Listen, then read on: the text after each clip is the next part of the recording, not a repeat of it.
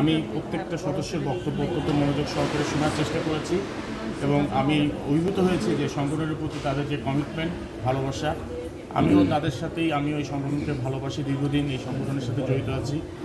আমি কৃতজ্ঞতা জানাই এই সংগঠনের প্রতি, কারণ আমি 2013 সালে প্রথম আমার সলো টিভি অ্যাপিয়ারেন্স, আমার সাক্ষাৎকার অনুষ্ঠান আমি বেগুসি টিভি থেকে ডাক পাই।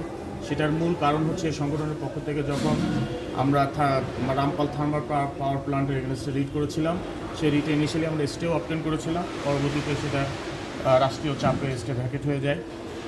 তো সেই রিটের একজন আইনজীবী হিসেবে পত্রপত্রিকায় যখন আমার নামটা আসে তখন আমাকে বেগুসি টিভি ডেকে পাঠায়। তারপরে আমি বিভিন্ন টিভি চ্যানেলে বিভিন্ন আইন বিষয়ক প্রোগ্রাম এবং এমন কোনো টিভি চ্যানেল নাই যেখানে আমি গিয়েছি, পারফর্ম করেছি, বাট আমার ফার্স্ট টিভি পারফরমেন্স এই সংগঠনের মাধ্যমে হয়েছে। সেই জন্য আমি আমার অন্তঃস্থল থেকে এই সংগঠনের প্রতি কৃতজ্ঞতা জানাই।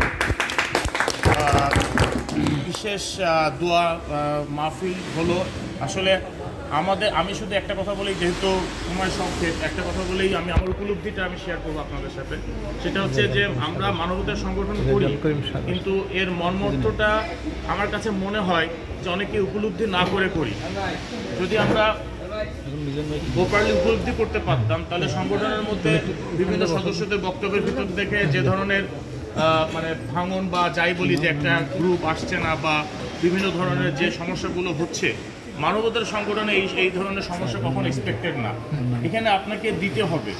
এটা দিতে হবে কেন? যে আপনি যে ধর্মের মানুষই হন না কেন, আপনাকে আমরা যদি মুসলিম হই, আমরা যদি নামাজ কালাম করি, আমার নামাজ কালাম বা রোজা করা বা আমার হজ করা আমার মৃত্যুর পরে আমার বেহেশত ইনশিওর করবে, এটা আমি কোরআন হাদিস পড়ে যতটুকু বুঝেছি।